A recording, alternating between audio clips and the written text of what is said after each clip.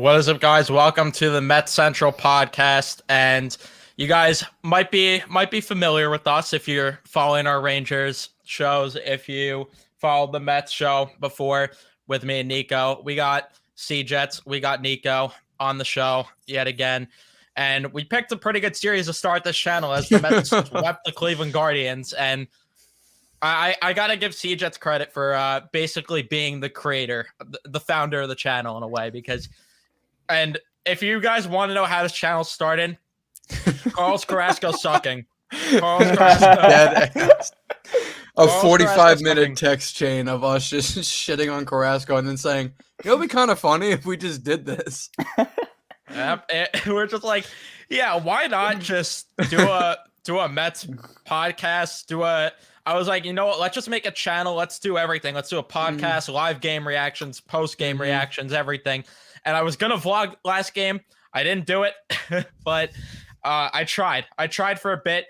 Vlogging baseball games is not as easy as I thought it was. I will say that because you have to try to predict everything that's going to happen. Hockey, at least, if something that looks like is about to happen, you could just quickly start recording and everything's fine. But my phone was dying quick. I was like, yeah, we're not going to do this, even though I had club level access. Got some nice what are they called? B-roll. I had some nice footage, but B-roll. I got the B-roll. I had some nice footage, but unfortunately didn't get enough of it. But we're going to talk about all these games. Before we do, be sure to leave a like if you do enjoy what you're watching. Subscribe if you guys are new, especially if you're Met fans, because we're going to talk a lot of Mets on the channel, Mets only. This is not going to be like my main channel where we're all over the place, although that's now becoming a Rangers channel, and I got to rebrand that. So, yeah.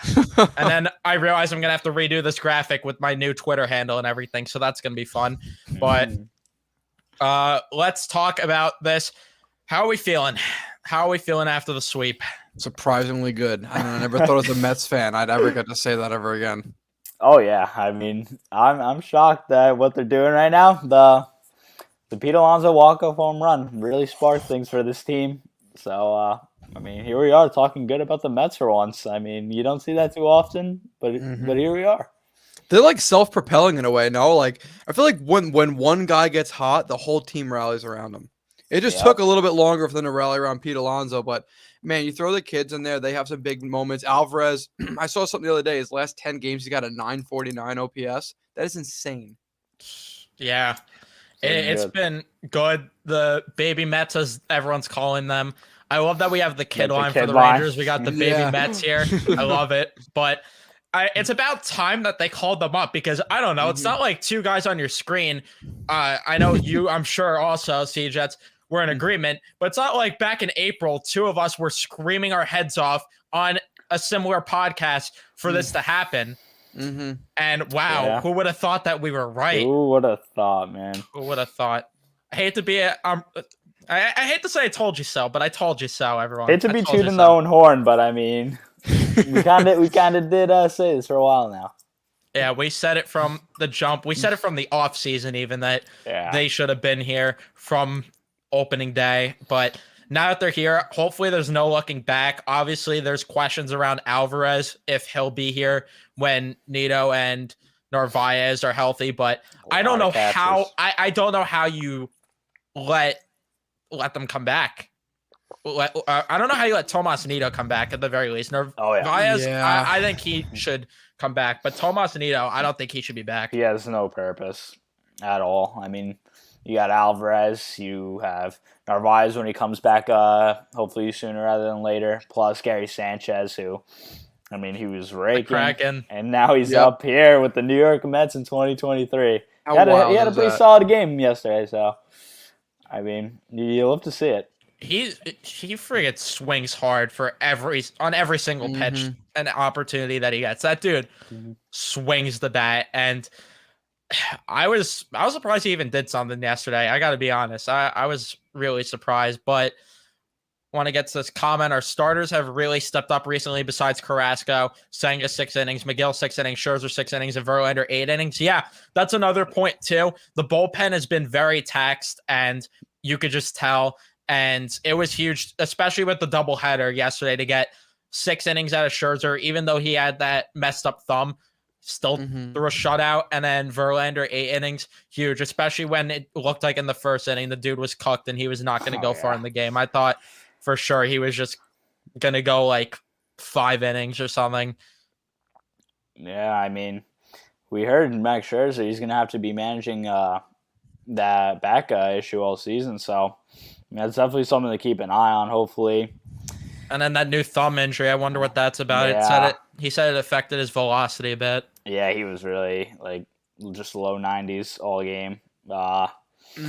Hopefully he could get through this season no problem. But again, we know the New York Mets is luck and with injuries and all that. So you notice that too, where both wood. Verlander and Scherzer, both their velocities are down. Very, very down. Verlander's, I thought, went up through his last start as the game went on. But, yeah, Scherzer, his velocity is definitely down from last year. He was throwing more 94, 95. Yesterday, he was in the 92, 93 range more so. So, it definitely is going to be an adjustment. Carlos Carrasco, though, I mean, that dude's just serving meatballs, so it can't be as bad. And he is basically unusable. By the way, that's going to be the first time we go live on the channel for a game reaction is when Carlos Carrasco is next on the tip, because you know what, it would be fun. Very it would fitting. be funny. Yeah, fitting for the channel start and everything. But I did want to ask the question, a little Paul Bissonnette question, because of the fact that we addressed it last podcast episode. We got to address it again. Are the Mets still fugazi, Nico? You know what? I'm gonna say no. I really am. Yeah. Okay. I have a hot take. The New York Mets are not going below 500 the rest of the season. Wow. Scorching hot. Yep. They're gonna expand this record to a point where it's just impossible to fall below it. I think the Mets. I'm falling into the trap. I really am. You're positive, Peter. Look at you. I'm a positive Peter about the New York Mets for once. I think guys are starting to step up in the lineup. The bullpen is holding it down pretty solid. And I think the starting pitching, Scherzer, Verlander, they'll give us a solid year. I think they're too just experienced and have that veteran material to really push through. And, I mean, I'm not saying we're going to win the division. I mean, we got the Atlanta Braves, and that's unlikely. But I think we're going to be in for a good year. See, Jets are the Mets fugazi. I'm half and half on it, but I'll tell you right now, if they continue the rally that they're on, I don't think there's any reason why they shouldn't be in contention to be the number 1 wild card team. The only issue I worry about is our pitching staff is so injury prone. What happens if another guy goes down? I mean, at some point you got to assume David Peterson's going to come back up, but who's after Peterson? Jose Budo, baby. Oh God, like I don't know. I have a lot of questions still about the Mets and what they can do. I mean, I'm just looking right now at the player stats on MLB's website. We've only got 6 guys even eligible for hitting stats, and the highest average is Nimmo at 291, McNeil 289, and then after that it's 245 Marte, Canna friggin' 230. Like, it's surprising that Pete Alonso's hitting so low for average. Yeah. But his slugging is 528. And his OPS is pretty solid also, right? 850. Yeah. My concern stems mostly from the bench. I mean, it's nothing against Daniel Vogelback because he's a great guy, and I'm sure everyone loves him in the locker room. But him and Escobar, like, I have a lot of questions about the depth on this team, and I fear that we're really an injury away from just dissolving into chaos. Daniel Vogelback needs to be cut at some point because you're getting paid to do one thing. You're not here to run. You're not here to field. You're not here to do anything else but hit the damn baseball. And when you're doing a bad job at that and you're not even swinging the bat 90% of the time, it's a problem. And you shouldn't even be employed on an MLB roster at that point because tough look. You should not be, because what are we paying you for? What are you here for? Yeah, that pisses every Mets fan off. Him just going up there looking for a walk. It's actually like, and they trade a solid reliever for him too. It's like, it's frustrating. Yeah. He's still surprising low. Despite all that crap, this season he still has a 736 OPS. That's shocking, honestly. Yeah, that is 242 shocking. batting Although he average. did get on base quite a bit last game, which helped that out for sure. Well, he's already got 21 walks. Like he's got a good eye. I think he's a solid batter. He just I don't know what the hell it is like. Just looking at his numbers, just his on base numbers. I mean, for his career in the NL, he's got a 364 on base. So he's getting on base every third at bat in his career. And this season, a 384 on base percentage, he's getting on base. But when it's bad, it's freaking bad with this guy. Mm-hmm. Yeah, and like, listen, I get we love him because he's fat, but like, come on, like, dude, when I was in the stadium, everyone erupted the cheers when he came out of the dugout just to stretch in the field. It's like, dude, why can't I get cheered for being fat like Vogelback does? Like, come on, like, what is this shit? But maybe I'm just jealous. But regardless, yeah, he needs to. And this is a good point. Mauricio needs to be called up immediately. Yes. DFA Pham or Vogelback. Yes, and I would DFA either of them because of the fact that you could just play McNeil in the outfield if you need to. Yeah. You could just simply put McNeil in the outfield. And if you want another DH, Ronnie Mauricio could be the DH and have Mark Vientos DH with him because those should be your two DHs. Daniel Vogelback is just not cutting it enough. And at least Ronnie Mauricio, if you need to, could play the damn field. I agree with that. I don't know what the But they'll call up Guillorme before him. I just don't know what the obsession with Tommy Pham is. Like he seems like an okay fielder, right? He's got a decent arm, but I don't understand why he's being so worshipped and why by the organization, not the fans, the organization, why this guy is held in such high regard that we refuse to consider another option. It's literally just it comes down to the money. It's just that simple, which is why they haven't cut ties with Carlos Carrasco either yet. It's oh my God. just Maybe simply pick up this friggin' option. The money. And yet, I couldn't believe when I was going through the free agent list how many better pitchers at value they could have had for a similar or slightly more price.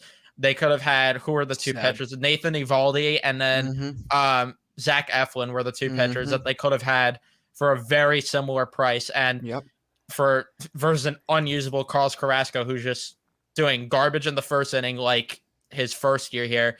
And the velocity is just so bad. His off-speed stuff isn't working. It's just they need to find a way to cut ties with him. They need to find a way to cut ties with Vogelback, Pham. There's still some issues with this roster for sure, but they definitely are looking a lot better. And it puts a smile on my face seeing all three of Vientos, Alvarez, and Beatty in the lineup. When those three are in, the lineup just looks so much deeper and it looks so much better. Yeah, really a breath of fresh air. I mean, just seeing those three guys and not having to see consistently Canna, Vogelback, Eduardo Escobar, like that first 30 games or whatever it was. Yeah, I mean, Jesus no other way Christ. to put it. Yeah, I mean, it was just really bad. And look what happens when you call up these kids, man. I mean, they look awesome. I know, like, Vientos, he's batting below 200, but you just know these guys are going to be quality MLB players. I wonder if the Mets target a Tyler O'Neill at the deadline because of the fact that they're shopping him. The question is, they want a starting pitcher in return. They want to do what they did with the Bader trade.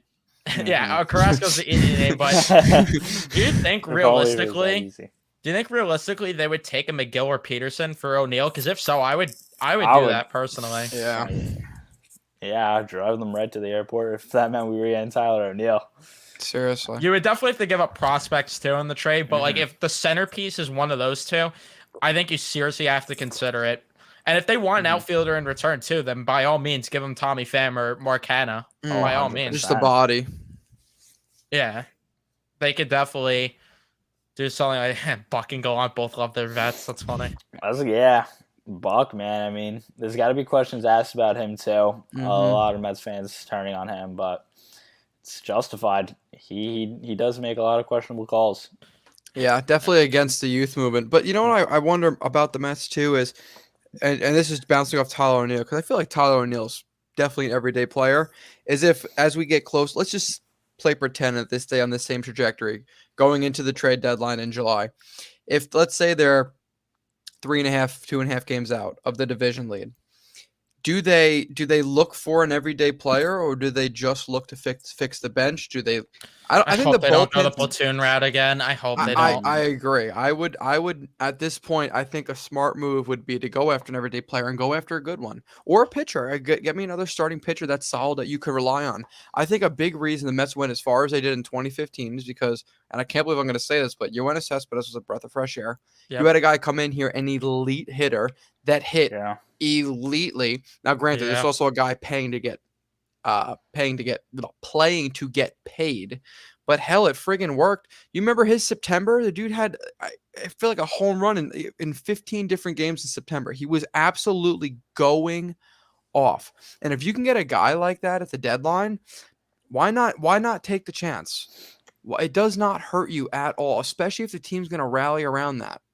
The only thing I'll say is that this is why they need to call Mauricio up yesterday, because you need to see what you have in the kid, because if you have something in this kid, then your lineup, you could trot out there every day. You could go with, you put in left McNeil would move to the outfield. You put in center Nimmo, right field still Marte, first base Alonso, second base you could have Mauricio play there, short Lindor, third Beatty, your DH is Vientos, and then Alvarez behind the dish. How deep is that lineup? That's ridiculous. That's scary.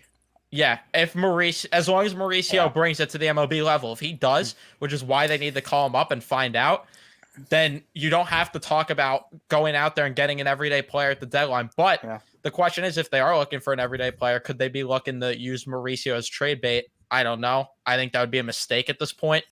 But and I hope they don't get rid of a guy like Vientos to get a different player in here. Yeah, because you can't give up on these younger players. You just can't. And there's a reason you held on to them at the deadline last year for this reason right here, to have them on the roster. You have to keep them and let them develop into their own, because that is the future of the team. It just simply is. And this is a guy I would love at the deadline, a guy like Liam Hendricks for the bullpen. Add to the bullpen. How's he doing on his recovery? Isn't he? He got like some form of cancer. Yeah, he beat cancer. He's currently rehabbing right now, so that's good news. He should be back.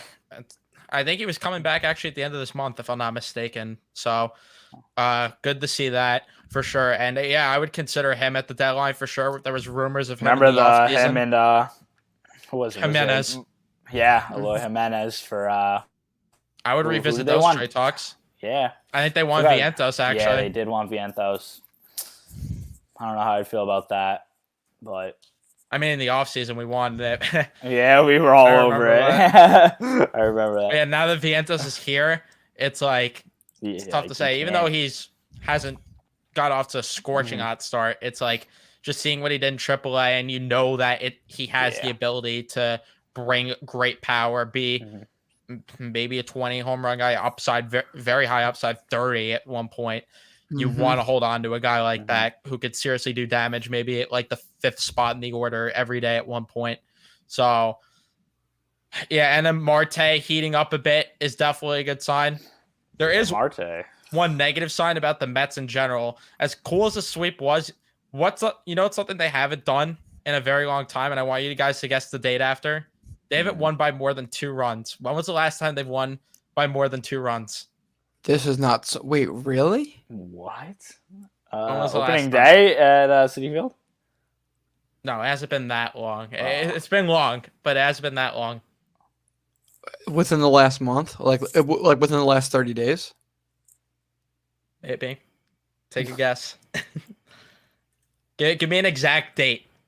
Oh, God. April 28th. April 28th? Okay. C-Jets, what's your guess? Let's do... oh, God. They kind of sucked in April. I'm just going to pull it out of my ass. Like April 17th. You both were somewhat close. April 21st was the last time they've won by more than 2 runs. That's crazy, dude. Well Yeah. done. Crap, It has man. been a while since they've won by more than 2 runs. Yeah, all these games are just winning right now. Have been so close. That's Yeah, fucking a lot of crazy, though. comeback wins. The first win. The real no quit in New York. Yeah. Look, we started with that fucking shitty ass slogan. Someone tried to be slick and change it to "Don't quit, comma New York." Don't quit. Oh my god. But I mean, yeah, it's been a lot of comeback games. The first game of the series, Carlos Carrasco, like we said, did absolutely garbage. You had the Mets have to make a monumental comeback because they were down 5-0 until Chris Paul Alvarez cut the lead down to 5-1. But you know what? That home run did mean something. I did owe him an apology after that. That's for sure. Because then they got another run in the same inning. McNeil got an RBI. Beatty hit a home run in the 6th. And then, of course, the Mets decided, let's make it interesting. It was a 7-3 game after that. Thanks, Dominic Leone. I don't know what we're doing pitching that guy. I think it was him in the 7th inning, if I'm not mistaken. It was. But yeah, then Pete Alonso hit the tying grand slam off Karinchak. And then the Guardians in the 10th inning with the ghost runner, they ended up making it 9-7. Mets come back, though, and Vientos with an RBI, Alvarez with an RBI, Lindor with the walk-off. It was just beautiful. It was a beautiful win. Yeah. Yeah, the game looked over at multiple points, but they were battling at the plate, and the young guys getting it done in the bottom of the 10th. Vientos getting hit up the middle, and Alvarez 2 strikes to clutch Gene. That's just what you want to see from these young guys. They're not stepping down from the occasion. Not afraid to swing the bat, which you could definitely appreciate, Mm. and not swinging at stupid pitches either. Yeah, that's it. I don't know if you guys saw. I think you guys did for my tweet, but now that Brett Beatty is qualified for Baseball Savant, you could see all the sliders. I got to be honest, that got me bricked up, man. That got me bricked up. Oh, I saw that. Yeah, the amount of red there. Like that had me red. That had me blushing a bit there. That was beautiful. That was hot. Baby. Dude, it's exciting, man. Like to have like young players called up and producing. Homegrown talent. Oh my god, could you imagine that? Exactly, dude. It's so. You know what's funny? I was telling my dad the other day too. Like, it's weird being a Mets fan and like actually having all your top prospects being up there, and like all your top prospects not being like fucking Kirk Neuenhuis, like Michael who's like Dyer. Yeah, like although that's not a guy that came through the system, but still, like having these veterans. Yeah, dude, they like do you remember like years ago? I remember like opening day we had. Hold on, I'm gonna try to look it up now. Opening day in like 2012 or like 2013, we had like Nick Evans, like these like weird guys that were really not top prospects. Nico was disgusted with the fact of how much I remember that 2018 Mets team. Oh my god, and 2017. You're in a separate call. Some pitchers. Yeah, I named some pitchers that threw 1 inning for them that season. That is crazy. I might do better at naming random Mets than random Rangers. I gotta be honest. Yeah, but that's an easy one, dude. Like with the 40-man roster. Like, dude, like here. Like, but the thing is, though, I watched, like, I don't know how I watched that much Mets baseball in 2017 and 2018. Like, I religiously watched that team even though they sucked. We had too much hope. Well, 2018, yes, with the 11-1 start, they did have some hope. But 2017, that team was ass. That was awful. It was, on paper. There was no hope. Although, I guess there was at the start. They still had Cabrera. They still had Walker. All those guys at the start of the season. Then they were gone. Granderson, too, by the deadline. Yeah. I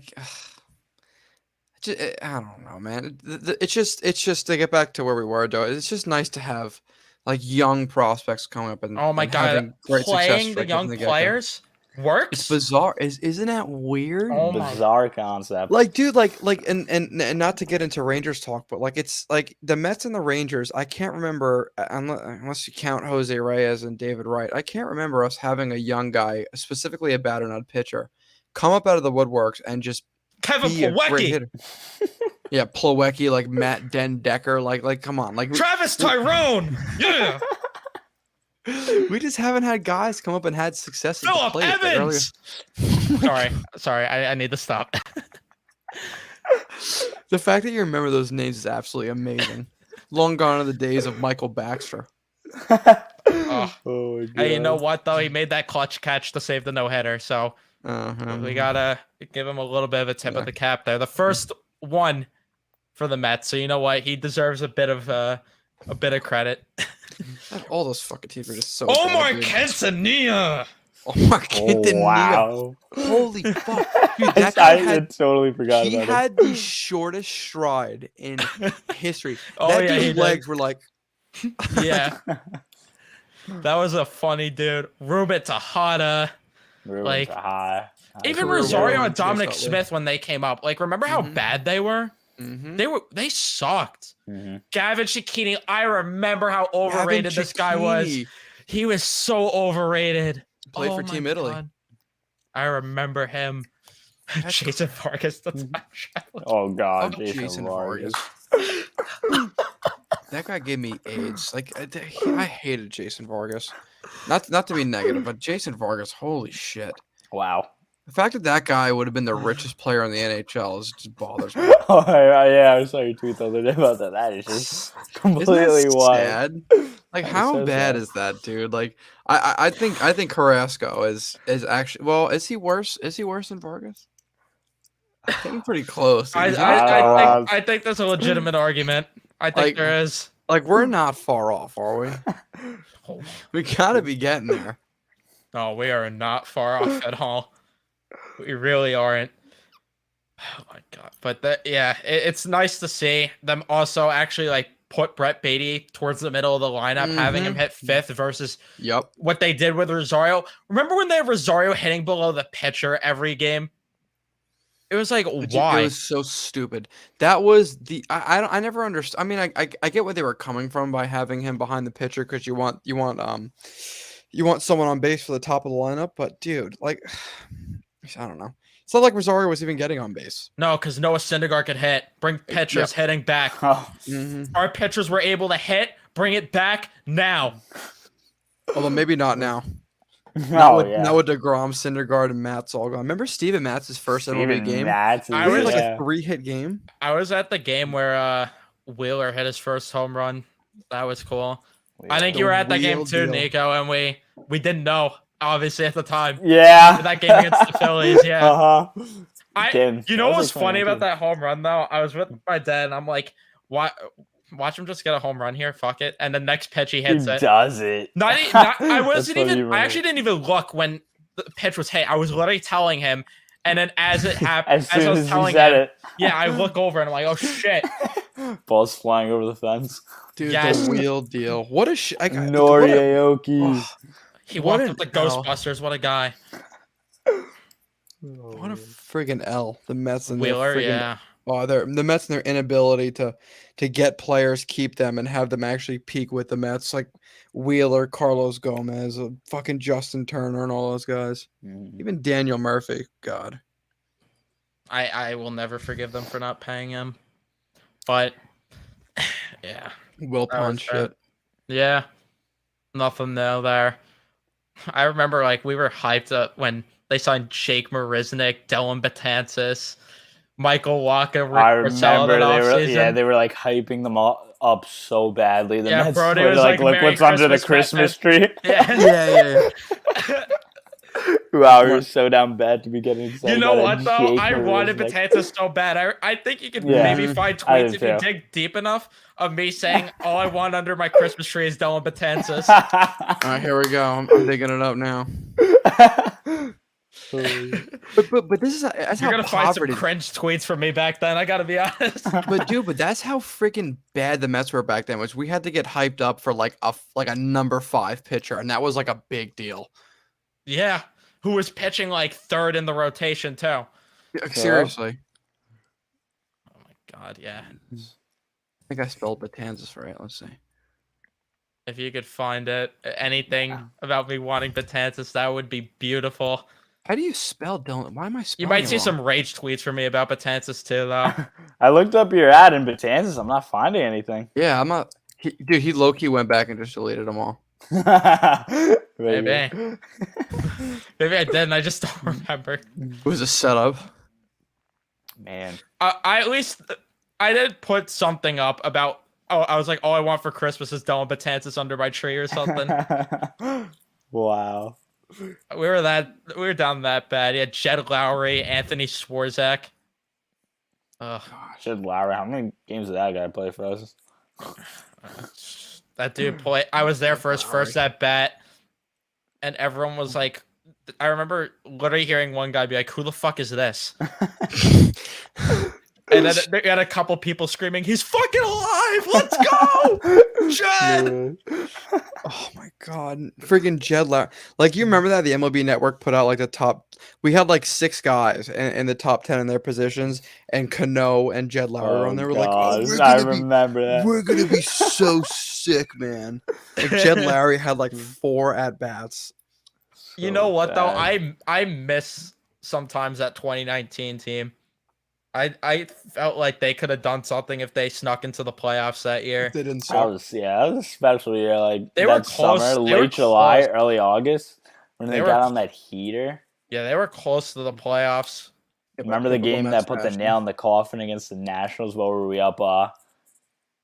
6 runs in the 9th. Dude, if we just had, if we had the Diaz that of last year or that season, that team would have done some damage. Because the only 2 pitchers from that bullpen were Wilson and Lugo that you could trust. I remember it so specifically. Otherwise, you had guys like fucking Hector Santiago trotting out of the bullpen, or whoever else you had. I don't want to go down the route of naming random Mets, so I won't do it. But we're not ready for that video quite yet. No, we're not ready for that at all yet. But we got sidetracked. We're supposed to be talking about the games here. Oh yeah. So the second game where I got sunburnt from going to the game, nice day game after it got rained out. Dude, I have a bad sunburn. You have no idea. My skin is peeling. Really? Yeah, on my legs, my skin is peeling. It's bad. But yeah. Wish it was just the day before, but my dumbass bought tickets not realizing it was going to rain the next day. Anyway, so yeah, the Mets took a very early lead. You had Gary Sanchez actually get on base. He tried to trot it out to add another run there on the Eduardo Escobar single. That made it a 1-0 game, but Sanchez got out. You also had Marte get picked off there, which could have been another run, but he was busy picking his nose on first base. But he made up for it later. So you know what? You had Sanchez get a sacrifice fly to make it 2-0. Nimmo hitting a home run with the fresh pitcher coming in to make it 3-0.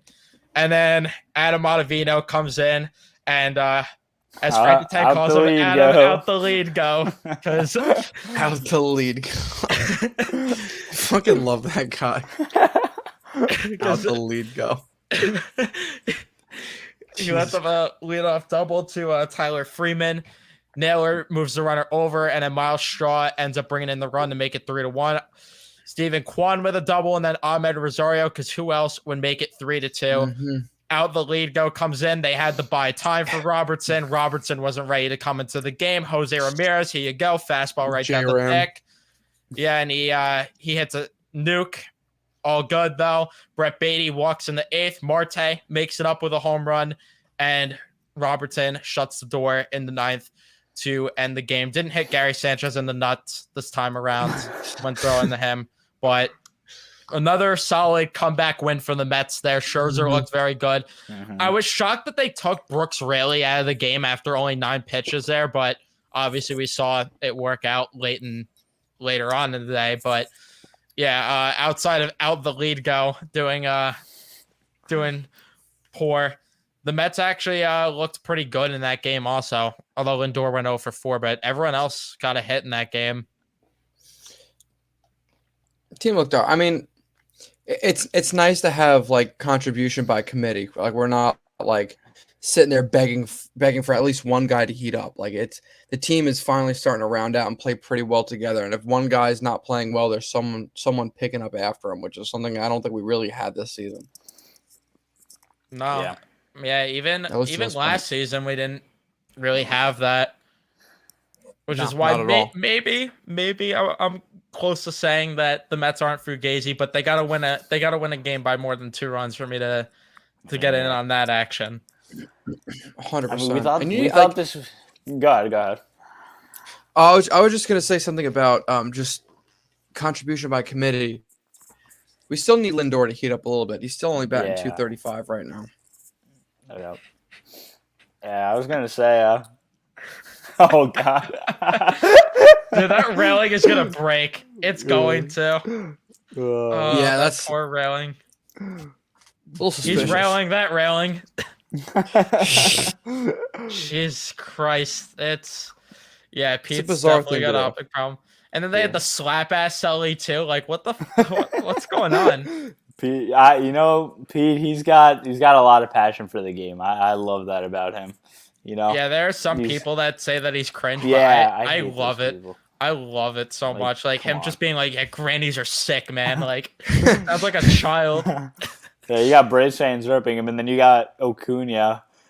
Do you see him today freaking gritting to home plate? Like, that's, Did he really? Yeah. It's more corny to me than what Pete does, but Then Alonso air humping. Yeah, not cool watching Pete Alonso do a little step back to home plate Yeah, with the right? helmet. Oh yeah, that was clean. But Fucking Pete Alonso. no, I was just gonna say, like, we thought this was the easy part of the Mets schedule, when they were playing the, it started what I think with the Reds, and you go and play the Tigers. Mm-hmm. Like you had an easy stretch of games, and like they were not winning, and now against the Rays, they won that series. You sweep the Guardians. I mean, I can't believe they beat the Rays. I Yeah. that's still but that's the stuff that pisses us off, right? Is like they play so well against these good teams, and then they just get absolutely pissed on by these awful plebeian teams. I mean, now you play another pretty piss poor team in the Chicago Cubs tomorrow. Mm-hmm.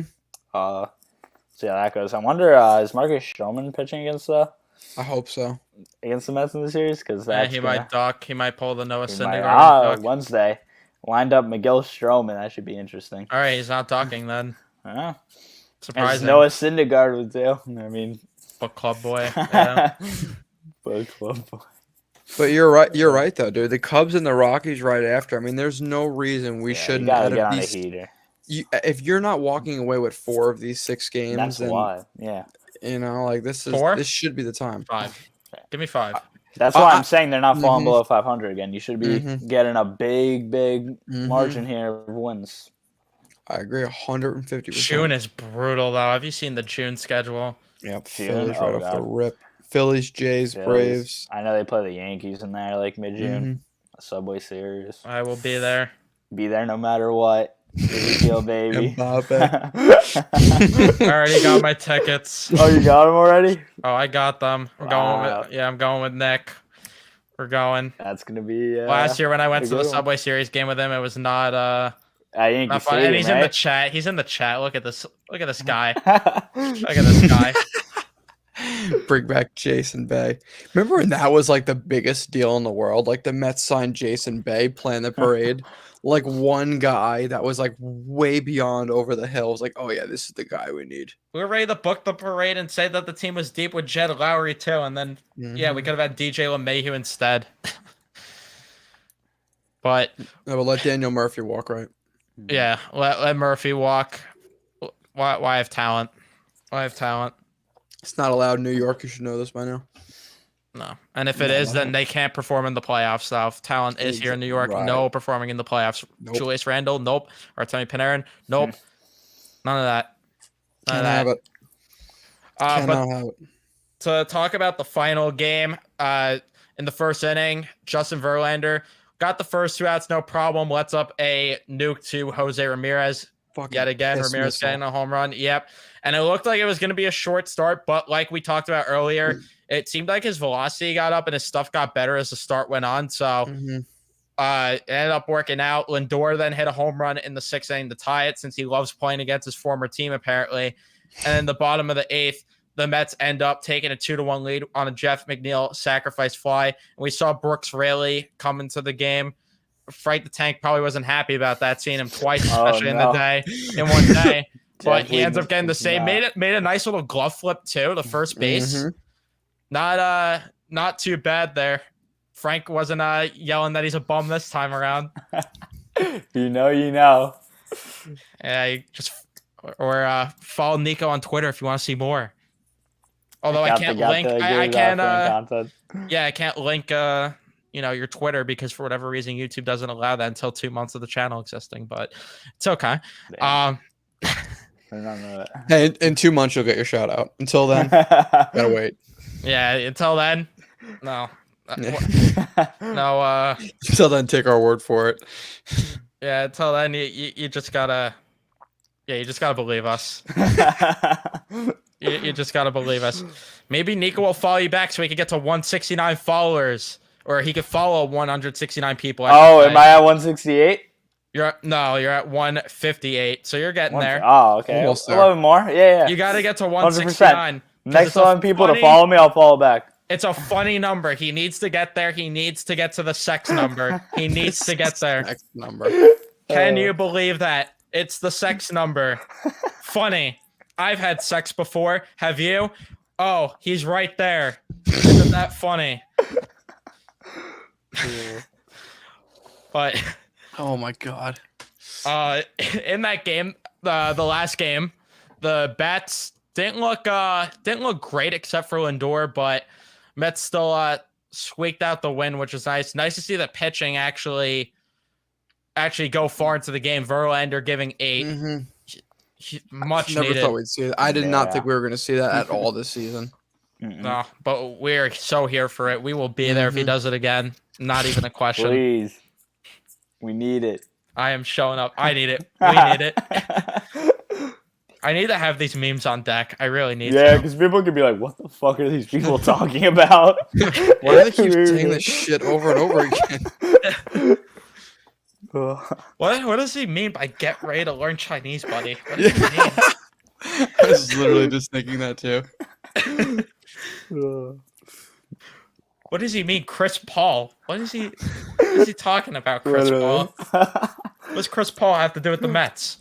And Francisco Alvarez. What does that have to do with anything?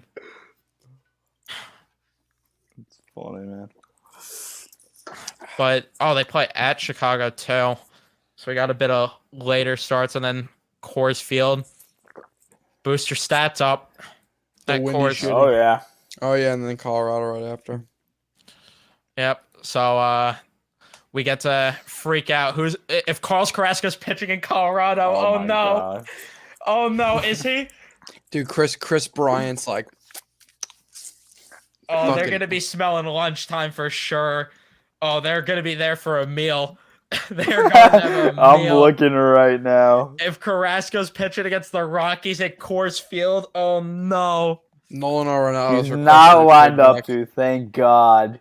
He's not lined up? Who's lined up? Scherzer, Verlander, Senga. The 1, 2, 3 days. Wait, how is Carrasco not? I guess with the off day, they're skipping Carrasco's start? Do you blame them? Do you fucking blame them? Oh no, he's pitching. He's lined up for the last game against the Cubs. They definitely planned that. What a pitching duel. Oh my God. Having a mid-off. Not even a mid-off. Below a mid-off. A double A off. We're having a DFA off. Loser gets DFA'd. It's like the old retirement matches in the WWE. Oh my God. Dude, I'm old enough to remember when there was a literal rumor that the Mets were going to trade Noah Syndergaard to the Indians. I'm sorry, the Guardians for Corey Kluber. For Corey Kluber? I don't remember that. I remember hearing Gary Sanchez. I remember JT Realmuto. I remember Austin Hedges. Austin Hedges. I remember when we were convinced that James McCann was somehow a comparable catcher to JT Realmuto. Graphic Realmuto versus McCann. Oh my God, we're really comparing this now. What a fucking L we took. How's that guy? How's McCann doing in Baltimore? Does anyone know? So bad, I think. I think they actually just gave him Chris Davis's old jersey. I'm sure they're doing about the same. I feel bad. Like, he's a good guy, but like, oh my God, he sucks. He's bad. He's really so bad.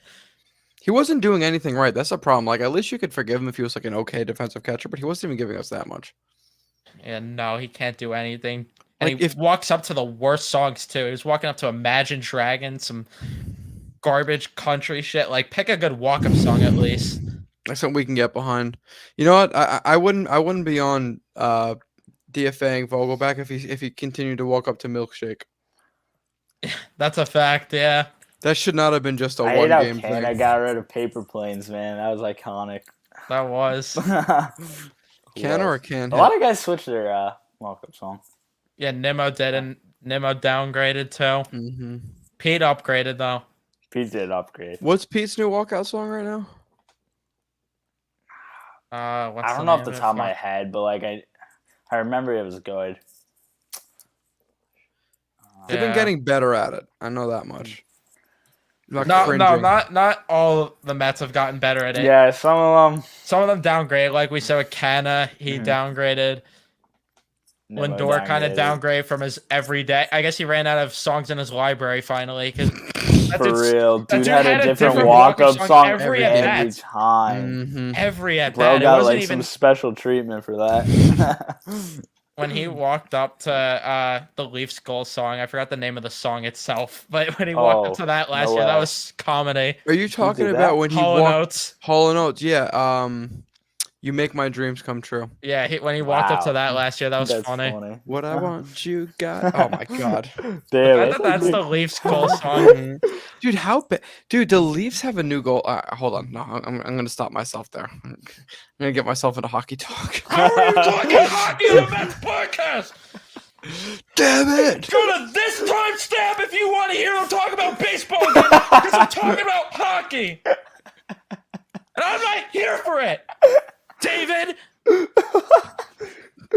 Oh my gosh. Holy shit! Hey, when are we dropping our gaming channel? Gaming channel. You know what? We got to do that. Dude, I'm telling you, that would be fucking funny. But you need to have the bleep button ready for me if we play COD, because Oh, dude, forget it. Warzone lobbies are going to be different. Dude, I have not played. Not to get off on a tangent, I don't think I've played Call of Duty. Video game talk. They stop here. I haven't played MW2 since probably February. The most recent time I played COD was I played Warzone 1 a month ago. That's how much I hate don't Warzone recommend 2. tapping back in the Warzone. I don't. No, it's freaking awful, dude. As I'm Jedi probably Survivor gonna was a play good game. tonight. Wait, really? Oh, you guys are sickos. I hate that freaking game so much. It's so Yeah. bad, dude. It's just nothing about it is fun. It's so bad. Yeah, I still play it. I don't know why. It's an addiction. It really is. I'm like surprisingly. I'll never forget when I did a 12-hour Fortnite stream. That was generational. Wow. It was so funny the next day because my brother just walks in my room as it's like 7 a.m. and I finally was done. And he's just like, "Oh, hi, Evan." And I just collapse on the bed. Oh my god, So Fortnite. funny. Never played that game before in my life. What? Still have lucky. never. Mm-mm. I That is refused. All right, if we make a gaming channel, we're playing Fortnite with C-Jets. Dude, if you want to, like, I stopped playing Chell because I actually get way too pissed just playing Chell. My brother and I, we were like Division 1 grinders in Chell, but I couldn't fucking take it anymore. Yeah, Just got over it. I get so pissed. I Dude, it's can't play Chell. frustrating, dude. Well, and it's hard to get like a team of 6s and a goalie and just to be able to play all the time. So we just That's stopped. fair. And then we played threes for a while, and then we played Eliminator threes, which is more arcade. And I just got sick of it. Oh, it's just so funny. I don't know if you're still in the chat, Nick, but we would just play 6s, run the most brutal neutral zone trap, and like we would run like an Oh my 05, God, and there I was hated no playing getting against through. you guys. Oh my. I would have There hated was- playing against you guys. Oh, they would get so pissed. They'd get like one shot on goal the entire game at most. It was so funny. Dude, Those guys definitely sent you messages after the game. dude, I had one guy message me one time because my gamer tag is Rangerstown USA, and I guess he deduced I was a Rangers fan, and he sent me a message. Now, this is years ago, and the message was, "My favorite holiday is 9/11." Yikes! Jesus Christ. Yeah, That's dude, I'm telling. brutal. But that like for Xbox messages was one of like the more lighthearted ones compared to some of the stuff you still hear and see to this day. Yeah, that's Some intense stuff, dude. a light compared to that. Anyways, back to Pete Alonso humping, and are they going to add his humping celebration to MLB The Show 23? Your thoughts? They should. They added Yeah. Narco into MLB The Show. Dude, They got the narco for Edwin Diaz. which is so friggin' I awesome. love how they got the run down pat too. His Yeah, Yes, perfect. yes. goofy run. Dude, you With, think like, the we're gonna arms see tucked. Diaz back? Like I know they're probably gonna be careful with him, but like let's be honest with ourselves. The Mets are in a playoff push, and they think that he's healthy enough to pitch. Do we see Edwin Diaz again this season? I don't think that they should do it. I don't think they should, but the question is not should they? Will Is they? will Then they? yes. I think Yeah, if they they're make gonna it that force it. far, Mm-hmm. yeah, they'll Yeah. do it. They could be hard pressed not to. And the bullpen has been pretty good this season, so this is not an indictment on the bullpen. But I mean, how could you sit Edwin Diaz after the season he had last season? Hey, don't get me wrong. Like, it's probably for the greater good that he doesn't come back. But like, if we're making a deep push in the playoffs and there's Mhm. news about it, I'm all over it. Being like, yo, Mhm. come back. Why not? Edwin. That's what I'm saying, dude. Because we really don't have a devoted closer right now. It's contribution by committee, which I am a-okay with. I don't mind that. I mean, But, Robertson, it feels like is the closer. Yeah. Yeah, but like, and as good as Robertson's done, like, are you gonna take Edwin Diaz or David Robertson? Let's be honest with ourselves. David here. Robertson, so I could hear Sweet Home Alabama every ninth inning instead of Narco.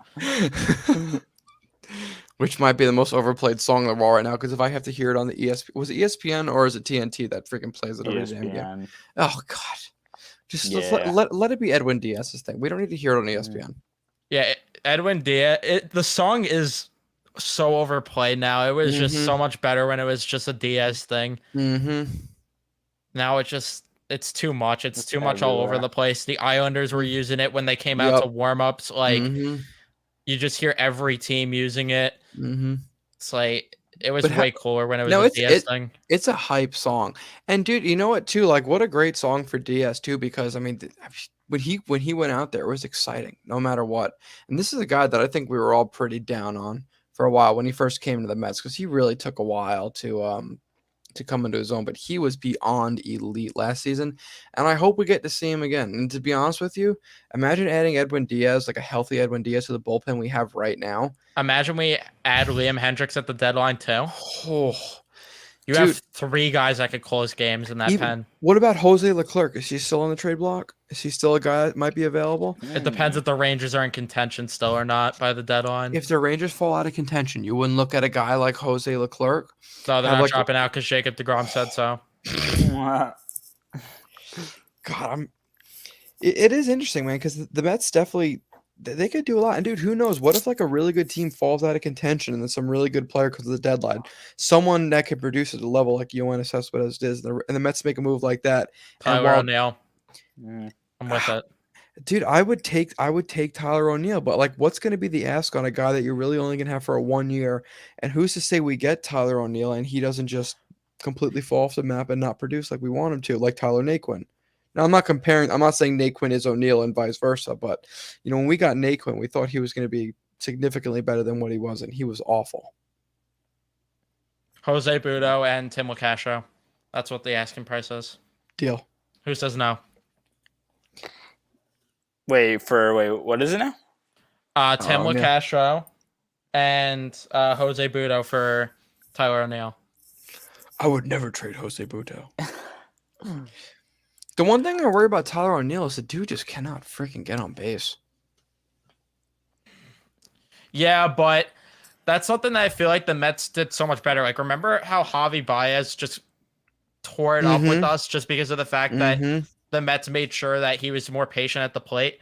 Right. So it's definitely teachable. And the fact that Right. they were able to help Baez with that, who is the king of that issue, Ugh. they should be able to help a Tyler Mhm. O'Neill, surely.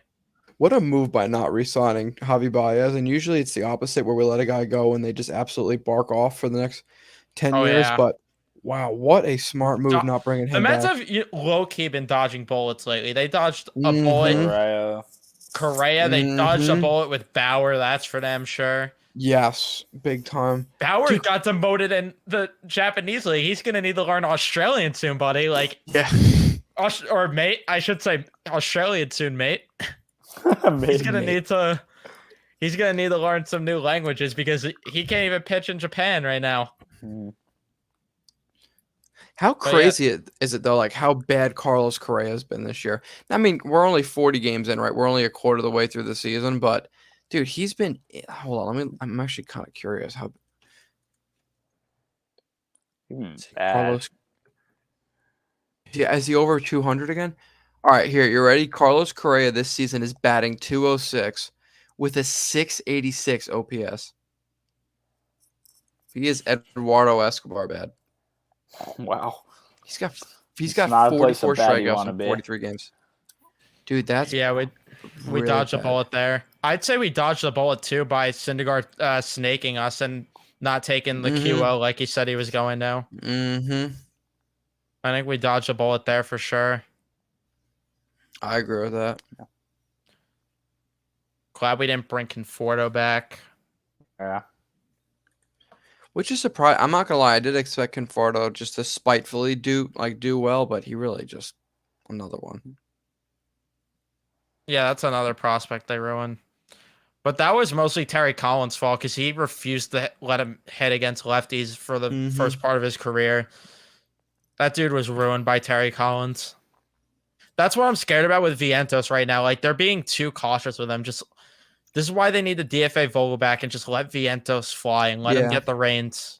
Mm-hmm. I'd rather have a guy that could be our consistent everyday DH in this platoon garbage. It's just I that agree. simple. I agree.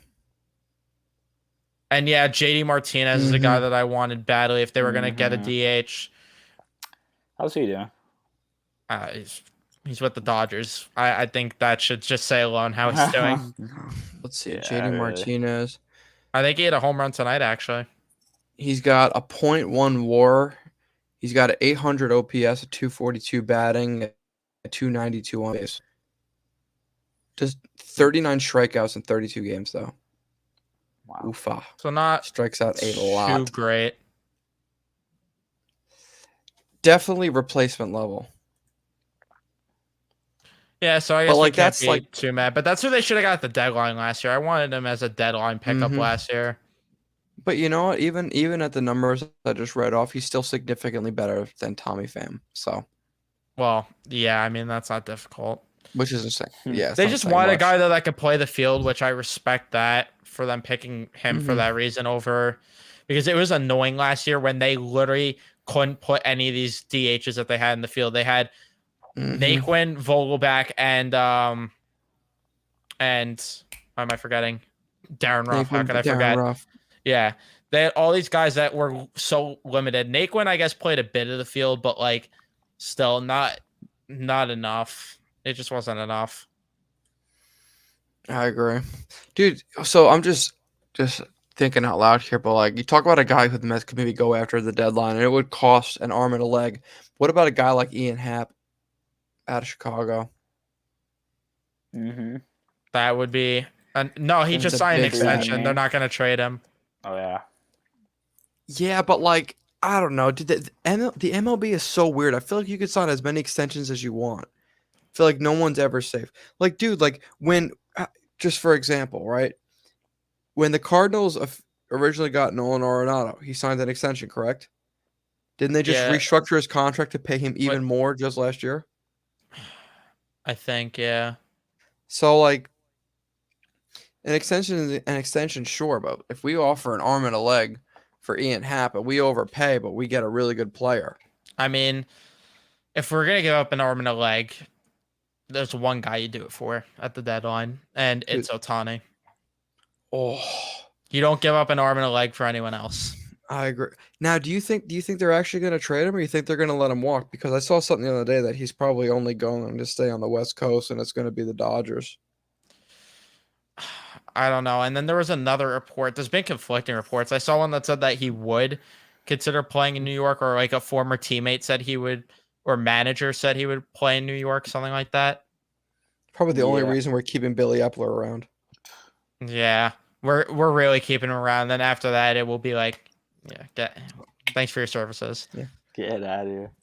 Appreciate Yeah, I you. mean, I don't Thanks for think they're coming gonna up. trade him unless they really fall out of contention. The Angels, like, Yeah, yeah, that's the only issue as well. I mean, they're so limited with what they could do here at the Yeah. deadline. I mean, Jock Peterson is a bat that I would like as an upgrade over. How funny would That's it be an to go upgrade, from yeah. Tommy Pham to Jock Peterson though? That after the fantasy football That stuff, would that be would irony. be funny. You gotta appreciate Tommy Pham being a man of his word though. He said he was gonna slap him, and even a year after, he slapped him. That's crazy. In terms of other names at the deadline, I mean, There's there's not like really a whole lot out there. Nelson Cruz if the Padres stay out of contention. Absolutely get even not. That older. would be brutal. Mm-hmm. Hunter Renfro's doing pretty solid for the Angels. Oh, Mike Trout's twin. 803. Yeah. There's not really a whole lot out there, dude. I mean, They could bring back Justin Turner where's Red he at Sox. right now? if the Red Sox fall out.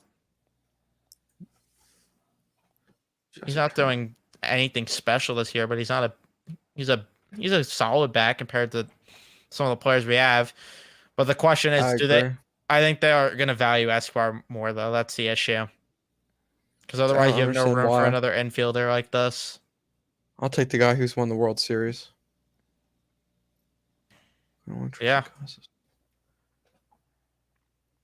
Yeah, sure that Steve Cohen's going to make a push for Ohtani, Matt, but the problem is that the Dodgers are going to probably make the same exact offer, and if he has if it comes down to preference at that point of location, then yeah, he's going to just go to the Dodgers. It's going to have to be a significant amount more. Like, we're talking a price point that is so 500 absurd. million. 500 million is a start, I bet. I was going to say, yeah, that's a start. There's no way that gets it done. I seriously think this could be a $700 million deal. Ooh, far. I seriously think that. It's not on, especially if the MLB is pretty, if they stay on a soft cap and are only charging you extra for however much you go over. I crazily can see that happening. And the Mets have been somewhat. I wouldn't say they've been cautious, but they've been like they were about to give Carlos Correa the bag. Mm-hmm. And so they're clearly pocketing their money now at this point. They clearly were for Ohtani. They got to do it. 700 million though. 700 million potentially. That's crazy. That's a lot, dude. That is a lot of friggin' money. It's a guy that's doing something that we haven't seen. But you're It's banking just on that him being simple. healthy. Like, you're banking on a lot of things. Yep. But I'll tell you right now, one thing you're getting when he's healthy, one of the best pitchers in all baseball. You're getting one of the best hitters, and you know what these owners are getting? They're getting jersey sales and ticket sales from people overseas. That's actually a really good point. I mean, you probably get, actually, I don't know. Do you get your return on investment on a $700 million contract in professional sports? Because yeah, if there's one guy you might with Ohtani. It'd be a big deal in New York sports. Yeah. Arguably, like, maybe not in terms of accolades, but in terms of raw talent, the best player in MLB history. Yeah. Yeah. It would be. It's gonna be some ridiculous deal like that, though. Like I think 500 million, even as a start, might be laughable. Like, because aren't there players making 500 million currently? I don't think there's been a $500 million contract yet. I thought someone reached it recently. Well, Lindor was the richest contract. Or Soto might have been offered it and he didn't sign it. He turned down 450, right? 12 years, 450. Yeah, so right. That's probably what I was thinking of then. I think Shohei, yeah, this like the conversation starts at 500 million, but yeah, it definitely starts there because Soto was getting offered 450 million, yeah, the guy that could pitch and hit valuably is getting Coming. more. It's gonna come down to the Mets and the Dodgers. I don't think any other owner in the league is gonna go over 500 million. I don't think. I'm trying to think of a team that like maybe we can't sleep on here. Like San Fran. maybe after they fumbled on Judge and Correa, but they weren't gonna get both of them. They were just gonna get one or the other. Mm-hmm. I'd say the Padres, but they're so invested with so many players that like I can't imagine that. Mets and the Dodgers. I'm telling you, I don't think any other team is even gonna enter the betting if it's over 500 sheets. I'd say there's a small chance just because of recency bias. The Texas Rangers. Oh wow. What about the Yankees or the Red Sox? Do you think they go in over Yeah, I 500? think the Yankees do. I think the Yankees. Yeah, I think the Yankees might give a big offer, but I think they're out of the bid early because we know why spend money on a guy that would help our team, and why spend money on a guy that would bring us jersey sales and everything. Why? Right. Because if it was George Steinbrenner, the Yankees win this bid no matter what. Mm-hmm. Because there was just simply no way Brian Cashman would be allowed to keep his job if they didn't get him. Exactly. Here we go. Mike Trout's the highest right now. 12 years, 426.5 Worth million. every penny. Yeah. The fact that Connor McDavid's not even sniffing anything like that. Not even close either. Like he's making maybe a quarter of that. I think a quarter's generous. He'd take a quarter. Yeah. You got like fucking Carlos Carrasco and Connor McDavid go out to dinner, and Carlos Carrasco's having to pick up the bill. That's true. Sad but true. Metallica wrote a whole song about it.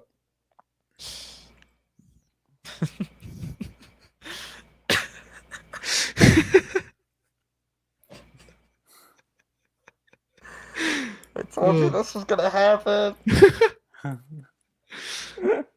Oh my god. God, I gotta go to bed before Grace kicks my ass. It is past midnight. Oh, dude, she's gonna Not fucking. another 6-hour stream? What? I know. I thought this program was different from the last. This isn't Ice Cold Takes. What do you think? What do I look like, Joey? Joey, We're here for an hour. We're out of here. We gotta get Joey. We gotta get Joey going a little bit. Joey on here? Yeah, we definitely got to get him on here. Oh, fuck, I didn't make a 4-person graphic. I'll find a way. Hey, let me know when the gaming channel's set up. Oh my god. The gaming channel. Oh god. All right, gentlemen. Yeah, we're going to wrap up the show here. No 6-hour stream. I know you expect better from us. But we for the first episode, not too bad to go an hour.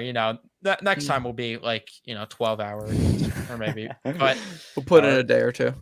Yeah, maybe we'll just do a subathon. Just go for like a month. But we're gonna wrap things up here. Thank you guys so much for tuning in. Leave a like if you enjoyed. Subscribe if you guys are new to the channel. We would appreciate that. Thank you so much for tuning in. We'll see you guys in the next one.